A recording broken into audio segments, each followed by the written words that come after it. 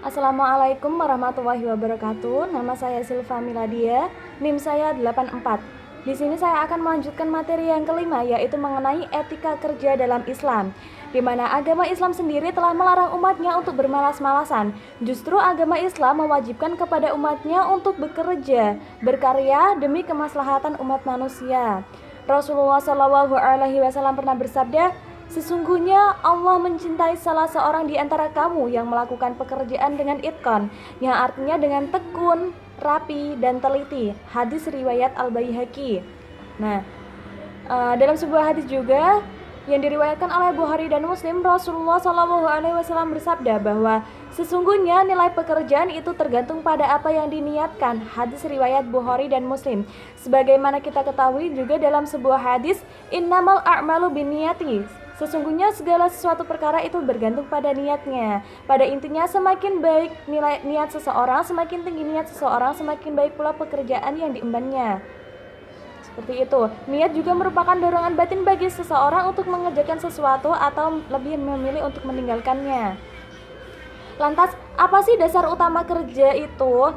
Nah, dasar utama kerja ialah takwa. Apapun bentuk dan jenis pekerjaannya, maka takwa merupakan petunjuknya. Memisahkan antara takwa dengan iman berarti mengucilkan Islam dari aspek kehidupan manusia. Nah, seperti itu. Selanjutnya, pedoman etika kerja dalam Islam. Yang pertama, bekerja adalah manifestasi keimanan. Dengan kata lain, poros dari kata kerja ialah tauhid. Al-Quran berpesan untuk senantiasa mengingat Allah dan senantiasa berkomunikasi dengan Allah di sela-sela pekerjaan kita. Yang kedua, senantiasa bekerja dengan niat ikhlas karena Allah, bekerja dengan sebaik-baiknya, bekerja tanpa melanggar prinsip-prinsip syariah, dan senantiasa bersikap jujur dan amanah. Yang ketiga, adanya keterkaitan individu terhadap Allah, kesadaran bahwa Allah melihat, mengontrol dalam kondisi apapun, dan akan menghisap seluruh amal perbuatan kita secara adil kelak di akhirat. Yang keempat, berusaha dengan cara yang halal dalam seluruh jenis pekerjaan. Yang kelima, dilarang menjadikan seseorang sebagai alat produksi atau binatang dalam bekerja. Semua harus dipekerjakan secara profesional dan wajar. Artinya, kita harus mempekerjakan seseorang secara manusiawi, sesuai batas dengan kemampuan seseorang tersebut. Nah, yang keenam, Islam tidak membolehkan pekerjaan yang mendurhakai Allah, yang ada kaitannya dengan minuman keras, riba, pelayanan bar, dan bekerja dengan penguasa yang menyuruh kejahatan seperti membunuh orang. Artinya kita tidak boleh bekerja dalam pekerjaan yang mungkar, pekerjaan yang melanggar syariat-syariat agama Islam. Yang ketujuh, rezeki yang didapat dari hasil kerja sebagian ada yang berfungsi sosial. Kita harus ingat bahwa sebagian rezeki yang kita peroleh ialah rezeki saudara kita, seperti itu. Yang kedelapan, profesionalisme, yaitu kemampuan untuk memahami dan melakukan pekerjaan sesuai dengan prinsip-prinsip keahlian. Nah, selanjutnya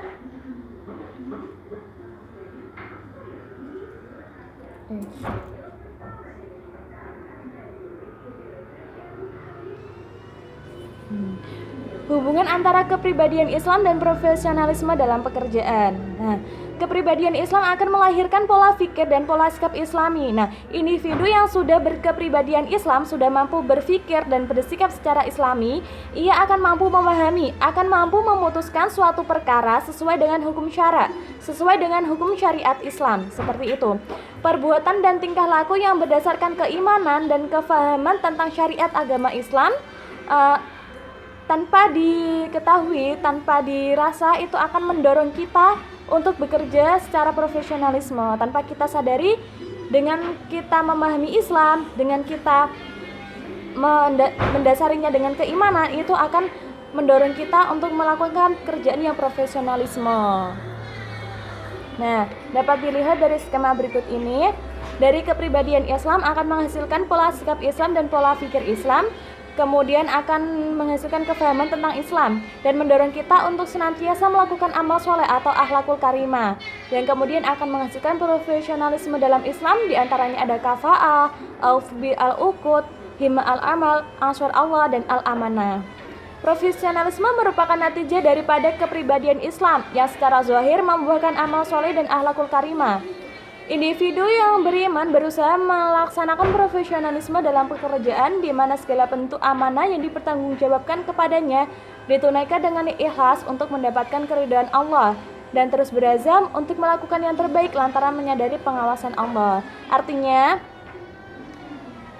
ketika profesionalisme sudah terbentuk, maka akan menghasilkan amal soleh dan akhlakul karimah. Nah, individu yang beriman dan memiliki sikap profesionalisme akan senantiasa bertanggung jawab atas pekerjaan apapun yang diembannya. Kemudian jika didasari dengan keimanan, maka ia akan senantiasa mengerjakan pekerjaan dengan ikhlas, dengan niat mengharapkan ridha Allah Subhanahu wa taala, dan senantiasa mengimani bahwa Allah melihat segala apapun yang kita kerjakan, segala apapun yang kita perbuat, dan besok kelak di akhirat di yaumul kiamah nanti Allah juga akan senantiasa membalas apapun yang kita kerjakan di dunia.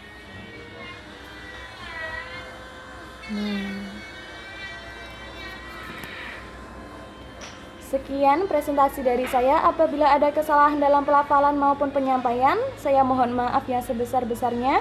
Wabillahi taufiq wal hidayah. Wassalamualaikum warahmatullahi wabarakatuh.